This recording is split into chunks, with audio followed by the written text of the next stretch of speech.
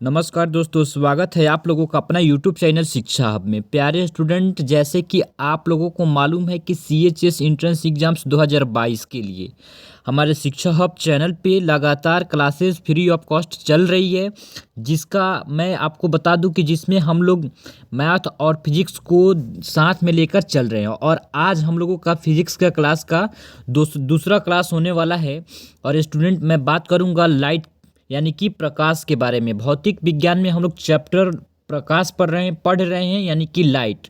और आज हम लोगों का ये दूसरा क्लास चल रहा है अपने चैनल के द्वारा। तो बाबू, एक बात आप तय मानिए कि जो टॉपिक्स मैं आपको पढ़ा रहा हूँ वो बहुत ही इम्पोर्टेंट टॉपिक है। और एक स्टूडेंट एक नया नए तरीके से आज से हम लोगों का क्लास चलने वाली है। क्या आज से कुछ पॉइंट्स मैं आपको दिखाना चाहूँगा, जो कि आप लोग देख लीजिए कि हम लोगों का जो क्लास चलेगा वो कैसे चलने वाला है। देखिए यहाँ ऐसे पिक्चोरियस फॉर्म में चलेगा, ठीक है। पिक्चर्स के माध्यम से हम लोग कुछ ऐसे टॉपिक्स को याद करने का कोशिश करेंगे, जैसे कि आप लोग यहाँ देख रहे हैं। बहुत ही लाजवाब तरीके से और बहुत ही अच्छे ढंग से मैं अपने क्लासेस को डिज़ाइन करके लाया हूँ, ताकि आप लोगों को क्लास यानी लेक्चर्स के दौरान ही आप लोगों का पूरा कंसेप्ट और जो टॉपिक्स मैं बताऊँ वो याद कर लें। और आपको प्रैक्टिकली यानी कि प्रैक्टिकली करके याद करा के मैं आपको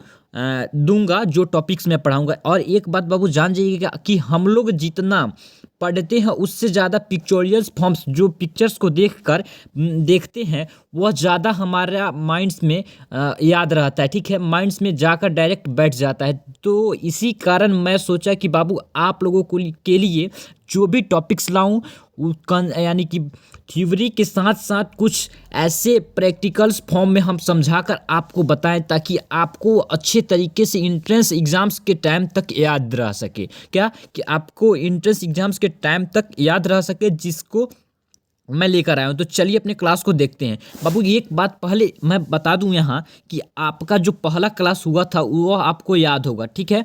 वह आपको याद होगा कि पहला क्लास में हम लोग देखे थे कि लाइट क्या है। क्या बाबू, लाइट क्या है?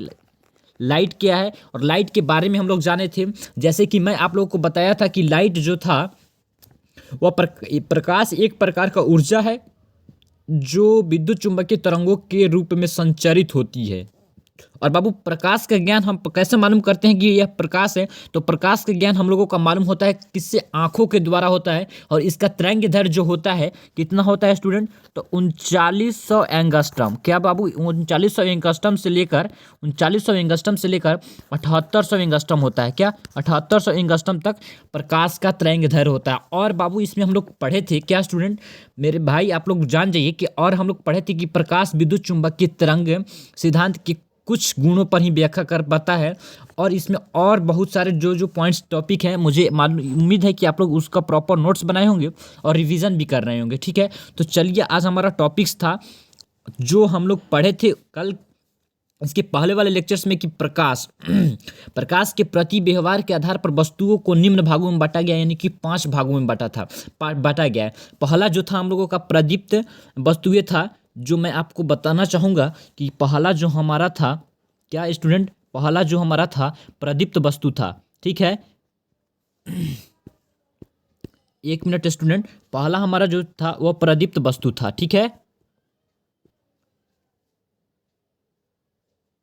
तो बाबू देखिए, जो पहला हमारा था वो प्रदीप्त वस्तुएं था। और उसके बाद अप्रदीप्त वस्तुएं, और उसके बाद था पारदर्शक वस्तुएं। और चौथा था जो बाबू आप लोग ध्यानपूर्वक जान रहे होंगे और उस टॉपिक्स को देखे होंगे, तो अर्ध पारदर्शक पारदर्शक अर्ध पारदर्शक वस्तुएं। और उसके बाद पांचवा जो स्टूडेंट था, क्या था दोस्त? आप लोग ध्यान देखिएगा, पांचवा था जो अपारदर्शक था। क्या था? अपारदर्शक वस्तुएं था, ठीक है। क्या था? अपारदर्शक दर्शक वस्तुएं था। ये पांचों टॉपिक्स को आज पूरे डिटेल में एक्सप्लेन करके और प्रैक्टिकली आपको समझा करके मैं पूरा कॉन्टॉस याद करा दूंगा। तो चलिए अपने लेक्चर्स में बढ़ते हैं और पहला टॉपिक देखते हैं, अप्रदीप्त वस्तुएं। क्या बाबू? अप्रदीप्त वस्तुएं जो कि आप लोग जानते हैं कि आप जानिए कि अप्रदीप्त वस्तुएं किसे कहते हैं। तो बाबू अप्रदीप्त वस्तुएं वे हैं, देखिए कितना मैं बहुत ही अच्छे ढंग से बाबू देखिए यहाँ बहुत ही अच्छे ढंग से मैं डिज़ाइन करके लाया हूँ आपसे। ऐसे ही इसी तरीके से एक नए अंदाज में हम लोग अपना क्लास को अटेंड करेंगे और बहुत ही ज़्यादा अच्छे तरीके से। अप्रदीप्त वस्तुओं को हम लोग इंग्लिश में लूमिनस ऑब्जेक्ट्स कहते हैं, लूमिनस बॉडीज या ऑब्जेक्ट कहते हैं, ठीक है बाबू, लूमिनस बॉडी या ऑब्जेक्ट कहते हैं, ठीक है, आप लोग को मालूम है।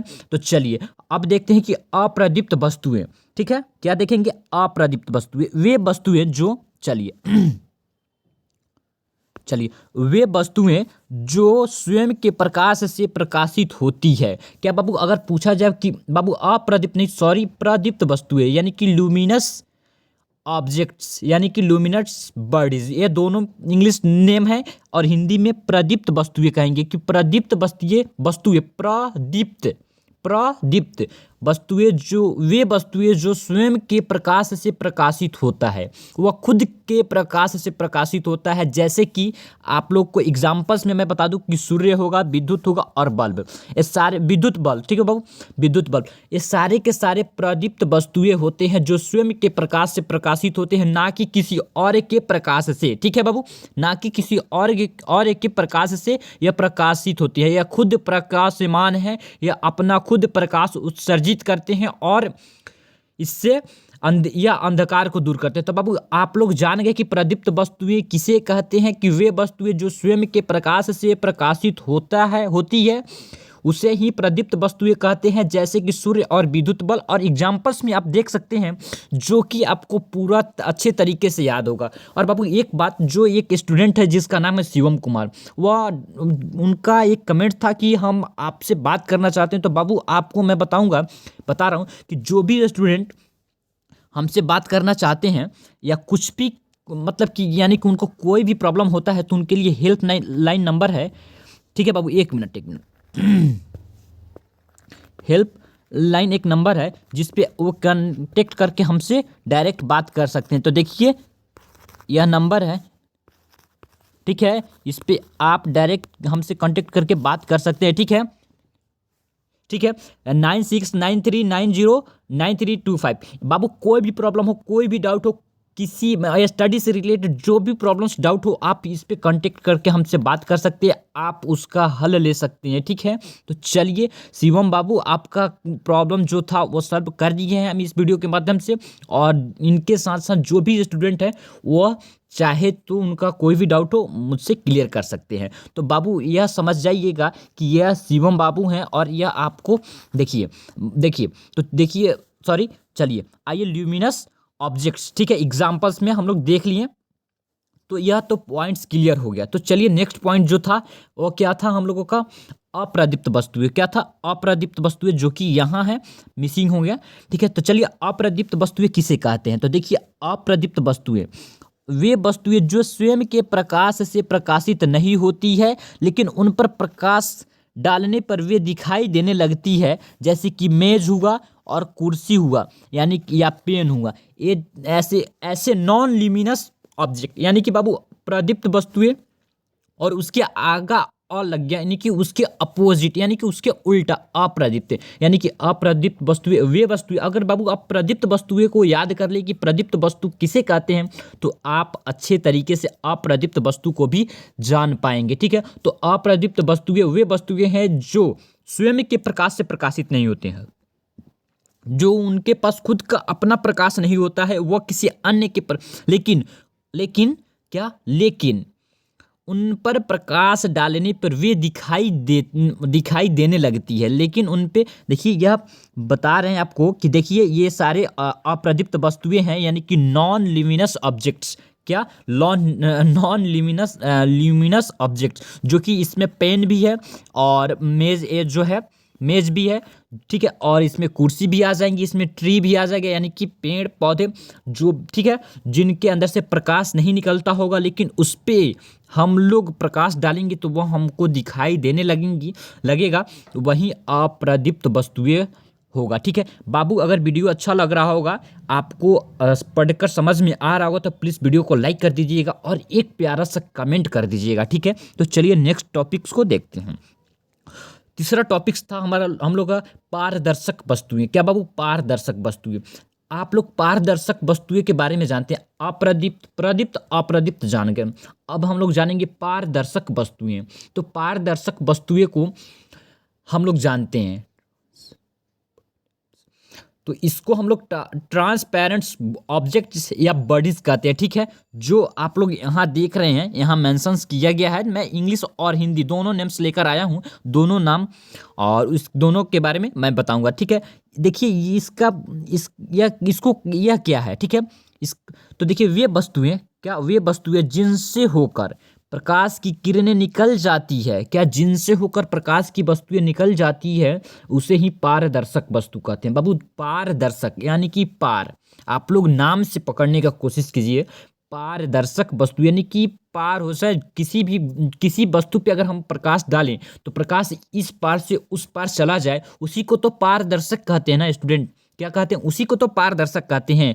तो पारदर्शक वस्तुएं वे वस्तुएं आप अपने लैंग्वेज में समझे, हम लोग अपने लैंग्वेज में समझते हैं कि पारदर्शक वस्तुएं किसे कहते हैं। तो वे वस्तुएं मतलब अगर हम किसी वस्तु पे प्रकाश डालें, क्या अगर हम किसी वस्तु पे प्रकाश डालें तो वे प्रकाश इस पार से उस पार निकल जाए, उसी को हम लोग पारदर्शक वस्तु कहते हैं। वही वस्तु हमारा पारदर्शक वस्तु हुआ, जो कि आप लोग यहाँ देख रहे हैं कि यह एक पारदर्शक वस्तु है। जैसे कि कांच मान सकते हैं, अगर हम लोग कांच पे प्रकाश को डालेंगे तो प्रकाश इस पार से उस पार जा सकता है, ठीक है।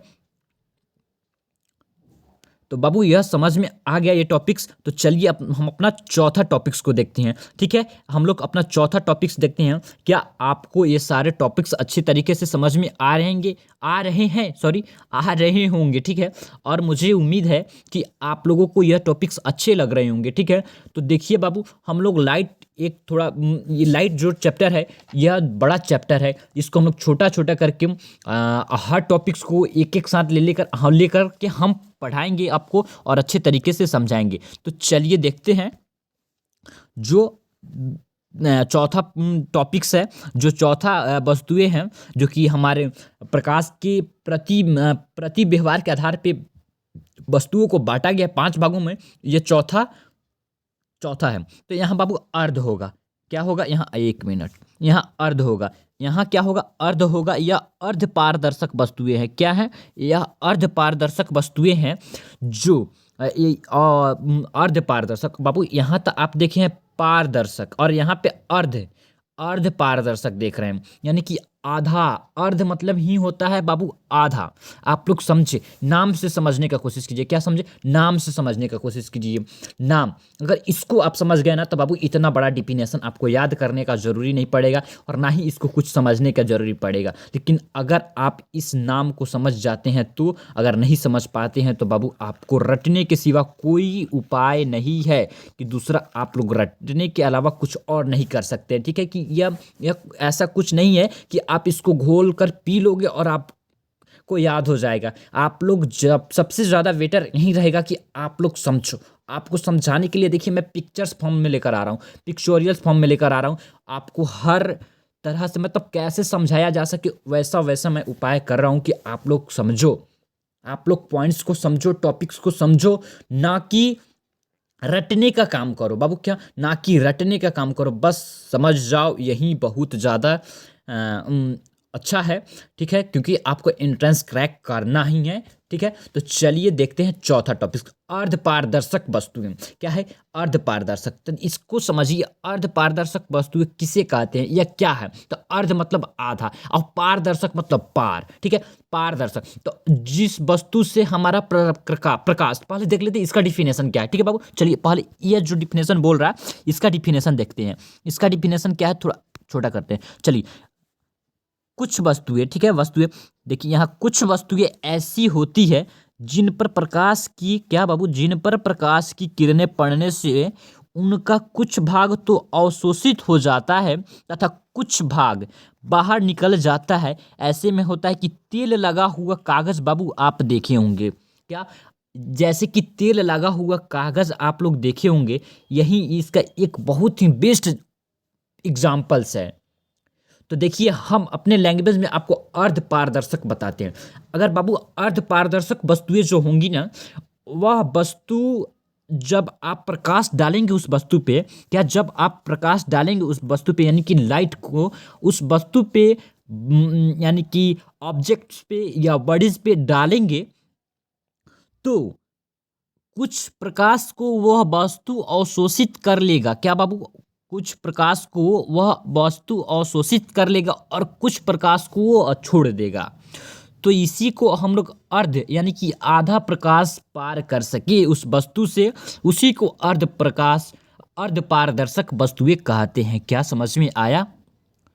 ठीक है, चलिए समझ में आ रहा होगा मुझे उम्मीद है। बाबू कोई भी डाउट्स हो आप मुझे बता सकते हैं कमेंट करके, मैं उसका रिप्लाई दूंगा, या जो प्रॉब्लम्स है। अगर एक बात, आप लोग बाबू कमेंट्स नहीं करते हो ना ही लाइक करते हो, बाबू कमेंट और लाइक कर दिया करो, ठीक? क्योंकि आपकी एक लाइक और एक कमेंट से जानते हो हमको कितना खुशी मिलेगा, बहुत ज़्यादा खुशी मिलेगा। क्योंकि स्टूडेंट आप मेरे पढ़ाए हुए टॉपिक्स को अगर समझ जाते हो और एक कमेंट कर देते हो कि सर या भैया आप जो पढ़ाएं वह बहुत अच्छा से हमको समझ में आया, तो देखिए कितना ज़्यादा खुशी मिलेगा हमको कि हाँ चलो जो मैं पढ़ा रहा हूँ वो बच्चों को समझ में आ रहा है, ठीक है? तो चलिए भाई चलते हैं अपने नेक्स्ट वाले टॉपिक, ये जो 5वां टॉपिक्स था, 5वां नंबर था। तो चलिए यह है अपारदर्शक।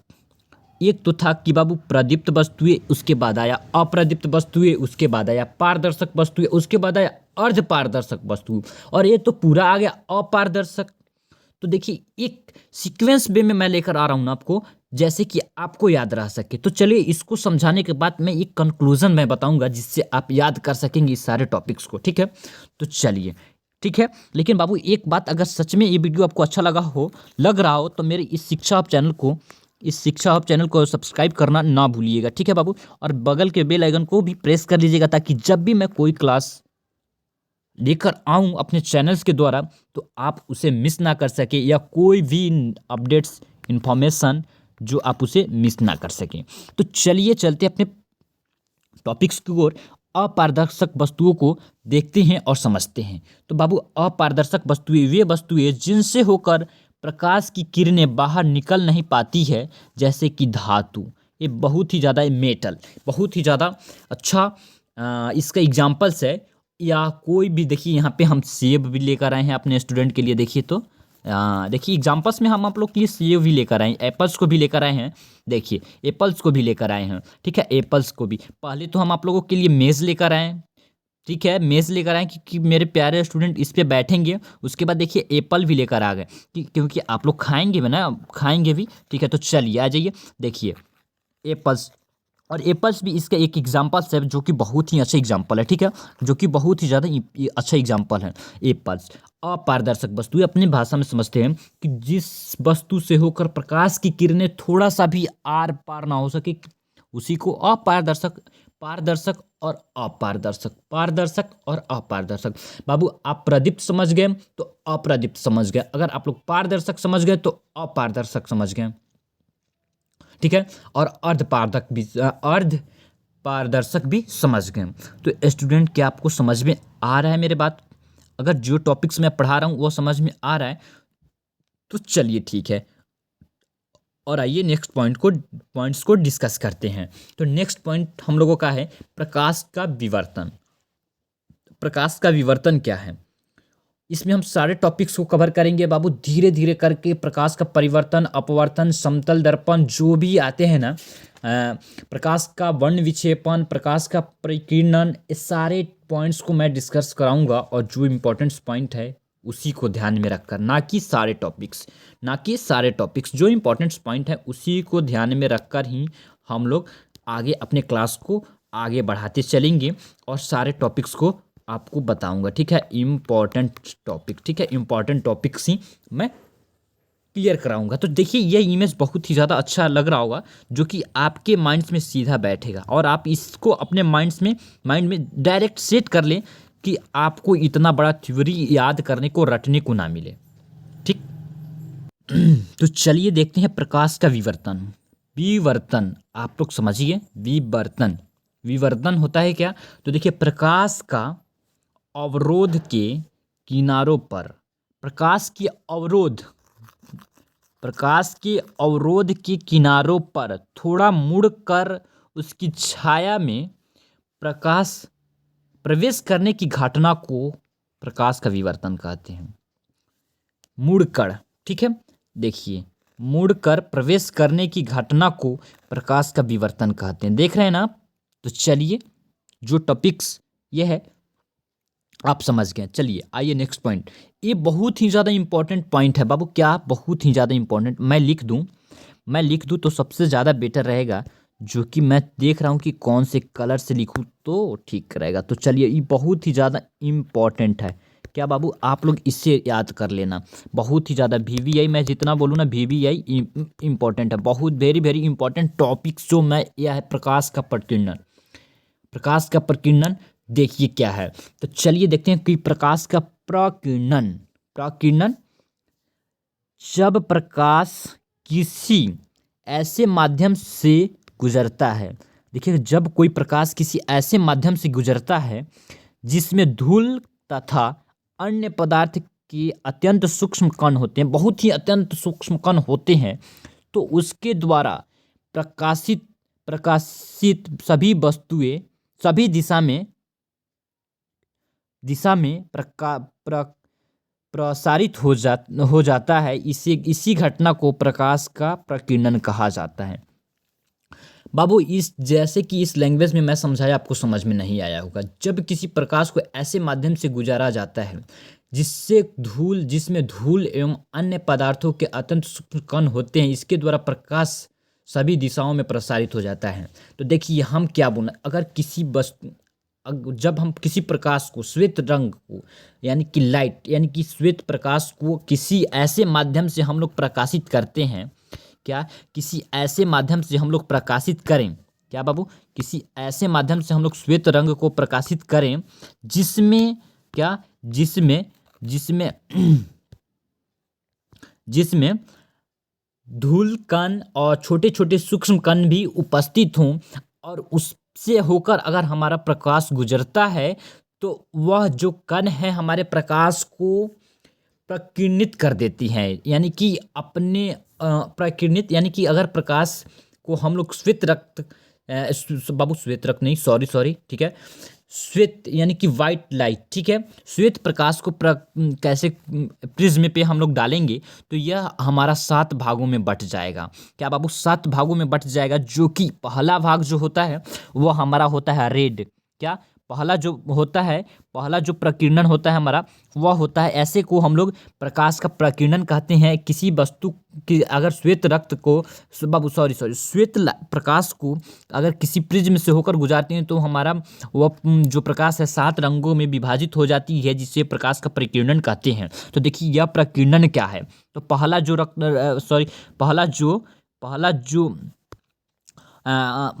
प्रकाश होता है वो होता है रेड, उसके बाद जो होता है ऑरेंज होता है, उसके बाद येलो होता है, उसके बाद ग्रीन होता है, उसके बाद ब्लू होता है, उसके बाद इंडिगो होता है, उसके बाद वायलेट होता है। तो बाबू, इसको याद कैसे करेंगे आप? इसको याद कैसे करेंगे? तो एक तरीका है, जैसे कि आप याद कर सकते हैं, इसको विभागीय से याद करेंगे, और विभागीय से याद करेंगे तो इसको नीचा से लिखेंगे, VIBGYOUR। तो देखिए यहाँ पे कैसे, ऐसे विभागीय, भी ऐसे रुक जाइए, 1 मिनट रुक जाइएगा, ठीक है। विभागीय, VIBG, देखिए विभागीय कैसे लिखेंगे आप? तो देखिए, मैं बता रहा हूँ, VIB, विभागीय लिखना है ना, विभागीय लिखना है, VIBGYOR,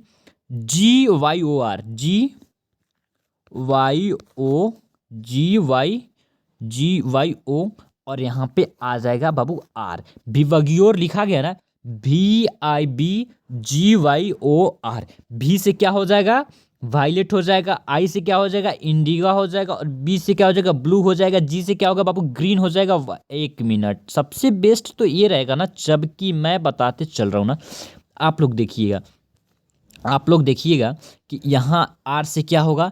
आर से हमारा क्या हो जाएगा बाबू, यहाँ आर से हमारा क्या हो जाएगा, रेड हो जाएगा। क्या होगा, आर से हमारा रेड होगा, आर से हमारा क्या हो जाएगा, रेड। आप लोग देखते चलिएगा, आर से हमारा रेड। वाई से ओ से क्या होगा, ऑरेंज होगा।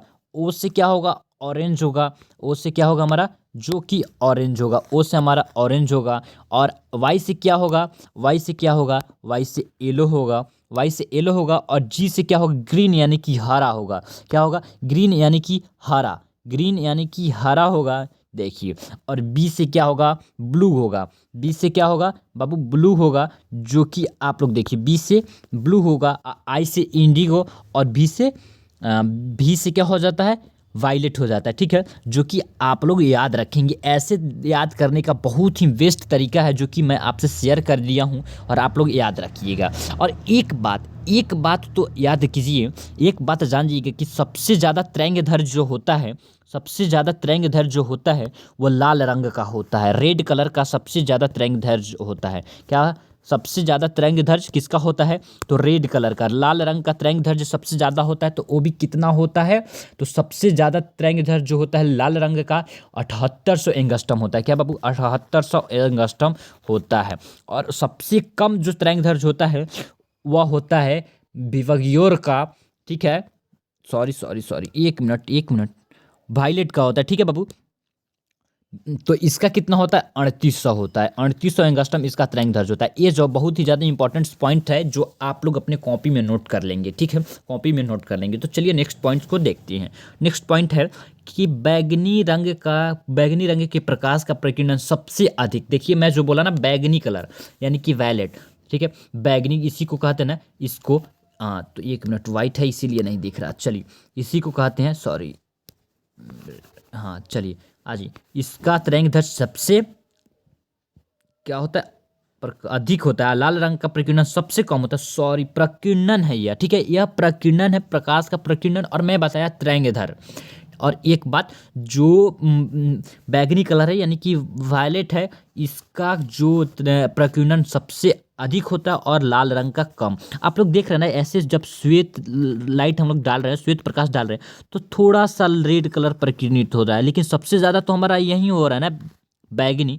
तो यह आप लोग समझ जाएंगे। तो ठीक है, चलिए अब एक बात बाबू आप लोग जान जाइएगा। अगर आप लोग लूसेंट का फुल पैकेज पढ़ना चाहते हैं, पूरा लूसेंट बुक को पढ़ना चाहते हैं, पूरा लूसेंट को, अगर जो भी आर्ट्स के स्टूडेंट होंगे उनको ज़्यादा इंपॉर्टेंट होगा। अगर मेरे प्यारे स्टूडेंट, अगर आप लोग 12th आर्ट्स का एग्जाम देने वाले हैं, CHS एंट्रेंस एग्जाम्स का, अगर वो आप चाहते हैं पढ़ना, तो आप लोग कमेंट करके बताइएगा। मैं अभी जस्ट कुछ ही दिनों में लूसेंट का भी क्लास स्टार्ट करने वाला हूँ। ठीक है स्टूडेंट, तो अगर वीडियो अच्छा लगा हो, अगर समझ में आया होगा, पूरे टॉपिक्स को समझ गए होंगे, और आपको लग रहा है कि यह चैनल इम्पॉर्टेंट है, तो बाबू मेरे शिक्षा हब चैनल को सब्सक्राइब जरूर कर लीजिएगा। ठीक है, हर एक नोटिफिकेशन के लिए बेल आइकन को भी प्रेस कर लीजिएगा। और जाते जाते मैं एक रिक्वेस्ट करूंगा कि अगर आपको मेरे पढ़ाए हुए टॉपिक से संतुष्ट हैं, तो प्लीज़ बाबू आप अपने दोस्तों में भी शेयर कर लीजिएगा मेरे वीडियो को, और लाइक कर दीजिएगा। तो थैंक यू बच्चों, मिलते हैं नेक्स्ट वीडियो में नए टॉपिक के साथ।